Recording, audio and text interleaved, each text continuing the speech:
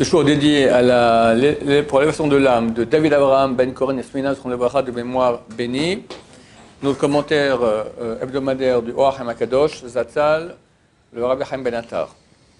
Sur notre paracha Titro, donc le don de la Torah au Mont Sinaï, le premier du mois de Sivan, Ben Israël arrive au bas du Mont Sinaï.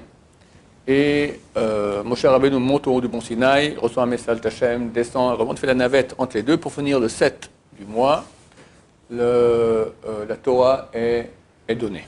Omer Hashem el Moshe, et Dieu dit à Moïse, Hine anochi ba elecha be'av ve'anan. Je veux venir maintenant vers toi dans une nuée. Ba'avur ishma ha'am bedabri imach, pour que le peuple entende comme je te parle.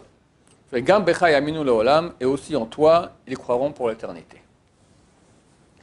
C'est-à-dire que, comme explique le Rambam, je l'ai ici, dans son livre Mishneh Torah, les lois de base de la Torah, chapitre 8, il dit que Moshe Rabbeinu, on n'a pas cru en lui, les Juifs, les papistes, on n'a pas cru en lui, à cause des miracles qu'il a fait.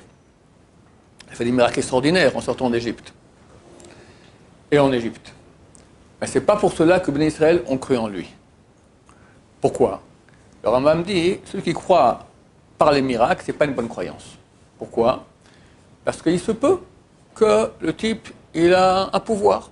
On voit bien que les sorciers en Égypte ont réussi à faire les deux premiers fléaux. L'eau changée en sang et les grenouilles. La troisième, c'était les poux, ils n'ont pas réussi. Parce qu'ils n'arrivaient pas pour une créature qui est aussi petite que cela. On peut dire que Moshe Rabbeinu, qui d'ailleurs a été éduqué dans la maison de Pharaon, donc, vous savez que les Israéliens, ils prennent ce cachet des autres, ils améliorent, ils font en mieux. Alors lui aussi, Moshe, il a appris tous les combines des sorciers d'Égypte, il a fait en mieux. Alors lui est capable de faire, eux ils ont fait 2, lui il fait 10. D'accord, où est le problème? Il a ouvert la mer, fantastique. Mais Dieu, où est le rapport? Pourquoi? Non, il a des grands pouvoirs. Qui me dit que c'est une preuve que Dieu existe? Et encore moins que Dieu communique avec les êtres humains. Non, c'est un super sorcier. Il y avait des sorciers, Moshe c'est un super sorcier. On peut dire ça. Vu qu'il y a un doute, alors le Rambam Maïmonide nous dit, on ne croit pas.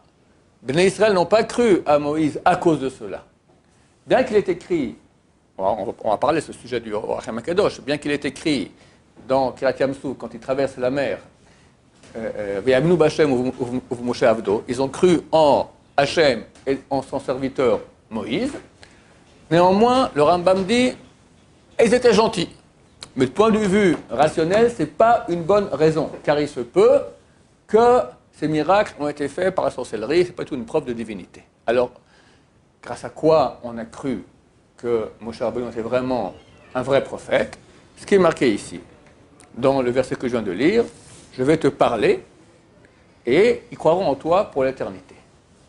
Par le fait qu'il n'y a pas de miracle, ou un miracle extraordinaire. Tout le monde voit. Hachem voit, je dis bien, c'est marqué que le peuple a vu les voix. A vu les voix, V-O-X, une voix qu'on entend d'habitude, ils ont vu. Ils ont vu Hachem parler avec Moshe. Ça, c'est une preuve catégorique, totale, 100 000%.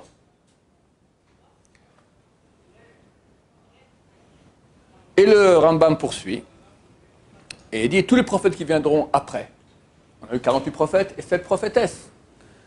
Eux, on n'a pas vu que Dieu leur parle. Alors pourquoi on les croit? La halakha dit, la Torah dit, Moshe dit, viendront des prophètes après moi, comme moi, et quand ils feront des miracles, ou même ils vont dire une chose future, qui ne doit pas arriver normalement, elle arrive. Il va neiger le 7 juin, d'accord, en Israël, pas au pôle sud, d'accord? Il se met à neiger à Jérusalem, le 7 juin. Le type, si c'est un tzaddik, un type qui pratique la Torah comme il se doit bien, on le vérifie plusieurs fois, il a eu raison, ça devient un vrai prophète. Donc il a fait des miracles, il a expliqué les choses à l'avance, mais on n'a pas vu Dieu descendre et lui parler. Alors pourquoi est-ce qu'on le croit? Peut-être que c'est un grand sorcier, lui aussi. Pourquoi on le croit? Parce qu'on a la preuve que Moshe, c'est pas un sorcier, c'est un vrai prophète. Dieu lui parle. Et Moshe ordonne et dit, viendront d'autres prophètes comme moi, ils feront des miracles, vous les croirez. On croit au prophète pas parce qu'il fait un miracle, parce qu'on en peut dire peut-être un grand sorcier. On croit au prophète parce que Dieu a ordonné à Moshe de nous dire à nous, quand il y aura un prophète, il faudra le croire. Pas parce que le prophète en lui-même, par les miracles qu'il fait, c'est une puissance, parce que Moshe, qu'on a la preuve que lui c'est un vrai prophète, parce qu'on a vu Dieu lui parler, il a ordonné, vous écouterez les prophètes. Il faut qu'il fasse un miracle, plusieurs miracles, on l'a vérifié plusieurs fois, et il faut qu'il soit comme nous, c'est-à-dire qu'il vient du peuple juif, un frère du peuple juif, et troisièmement, qu'il soit un tzaddik, pas il va en boîte le samedi soir, d'accord? Un type qui est, on voit, clean, propre, tzaddik comme il faut bien, oui. Mais Rav, on a dit que là, il pouvait dire que c'était un sorcier ou quoi que ce soit, et c'est pour ça qu'il croyait plus en Moshe qu'en Dieu. Mais là, regardez quand il y a eu le veau d'or. Le veau d'or, dès qu'ils ont vu ça, ils ont cru au veau d'or. Non, le veau d'or, c'était pas, les gens se trompent, les gens croient que le veau d'or, c'était de la vodazara, c'était de l'idolâtrie. Non, parce qu'on voit bien que ceux qui ont fait le veau d'or, ils ont dit voici ton Dieu qui est sorti d'Égypte. Ils voulaient une représentation de Dieu, ça les cassait les pieds qu'ils ne voyaient rien. Alors ils ont une représentation, mais ils n'ont pas dit nous on va se faire servir d'autres dieux. Le veau d'or, c'est pas la vodazara, c'était pas d'idolâtrie, on voulait une représentation de Dieu. Ça aussi c'est interdit, d'accord? Mais les preuves en est qu'ils ont dit voici le Dieu qui est sorti d'Égypte.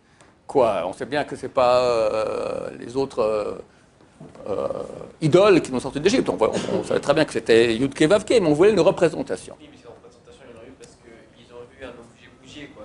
La vache, elle est sortie de l'or, Ouais. et elle a commencé à parler, bouger, non? Ouais, le veau, ouais. Le veau, du coup, quand ils ont vu ça, ça veut dire que c'est, normalement, logiquement, c'est Moshe, là, pour l'instant, qui a des pouvoirs que Dieu lui a donné. C'est-à-dire que c'est Dieu qui lui transmet du pouvoir, Moshe. Ouais. Là, quand ils ont vu quelque chose d'autre qui a des pouvoirs, du coup, ils sont partis pouvoir vers elle. Ils sont tombés dans le panneau. De même qu'ils ont cru au miracle de la traversée de la mer Rouge, et ils ont cru en Moshe et Dieu. Et ils avaient tort, parce que ce n'est pas une preuve suffisamment grande. Là, tu peux dire aussi, ils ont eu tort. Je suis d'accord. Ça veut dire que là, de nos jours, là, c'est possible qu'il y a la majorité des juifs qui ne croient pas en Dieu par rapport au miracle, ou pas? Si maintenant vient un vrai prophète, un tzaddik, il connaît toute la Torah, il se comporte comme il faut bien, et il nous fait plusieurs miracles, et dit je suis un prophète envoyé par Dieu, on doit le croire. Il n'y en a pas. Jusqu'à ce que l'époque messianique, il n'y aura pas de prophète. Mais si ça arrivait, c'est hypothétique, alors oui, on doit le croire parce que Moshe Rabbeinu a ordonné de croire les prophètes. Pourquoi on a cru en Moshe? Pas à cause des miracles qu'il a fait. Alors pourquoi il a fait les miracles? Demande le Rambam. Il y avait une nécessité. Une nécessité d'engloutir les Égyptiens dans la mer, et il a ouvert la mer, ils ont englouti. Il y avait une nécessité de faire les miracles pour qu'il y ait de la manne. Il y a la manne, il fallait sortir de l'eau du rocher. Il fallait Pharaon le convaincre qu'il nous laissait sortir. Il a fait les miracles en Égypte. Mais pas pour amener une preuve comme quoi Moshe est un vrai prophète. Demande au Racham HaKadosh, ça c'est juste l'introduction. Ok, c'est bien. Mais quand même, les miracles qu'il a fait, Moshe Rabbeinu, c'est quand même extraordinaire. Ce n'est pas des petits miracles. Il fait un petit miracle, d'accord, il met un morceau d'or dans et hop, il y a un veau qui sort. On peut dire, mais ouvrir la mer, et il y a un peuple entier qui est englouti là-dedans, et la manne tous les matins, et l'eau, chaque fois qu'on veut, le rocher, tac, il donne une rivière entière d'eau en plein désert, et tous les 10 plaies, etc. Alors c'est vrai, dit le Racham HaKadosh, comme dit le Rambam, que Moshe n'a pas fait ça pour amener une preuve de la prophétie, parce qu'il y avait une nécessité, mais il dit, mais quand même, il y a les deux. Il a fait par nécessité, mais néanmoins, ce sont des miracles tellement grands que ça doit convaincre les gens normaux. Quelqu'un, il ouvre la mer comme ça, Dieu lui dit, vas-y, maintenant, il avertit, il avance, regardez comment il veut engloutir tout le monde, il engloutit tout le monde, on se met tous à plat devant lui, et c'est bien. Et c'est ce qu'ont fait Bnei Israël. Ils ont cru en Moshe, en Dieu, et Moshe est son serviteur. Alors pourquoi fallait-il faire encore Ma'amad Har-Sinaï, le don de la Torah Mont Sinaï, où Dieu vient et parle? Alors Racham HaKadosh dit pour une autre raison. Il dit, les gens auraient pu croire, et dit qu'il y a des pensées comme ça chez certains philosophes, qui disent Dieu existe, mais il ne parle pas avec les hommes. Ça n'existe pas un truc pareil. Parler avec l'homme, Dieu il est infini, là-haut, très très grand. Alors il entend nos prières, il exauce nos prières, il aime les tzadikim, et Hachem il aimait beaucoup Moshe. Moshe c'est un grand tzadik, 80 ans il s'est travaillé, etc. Ok, alors Moshe prie, Dieu l'écoute et exauce tous ses désirs. Mais que Dieu parle à l'homme, jamais de la vie.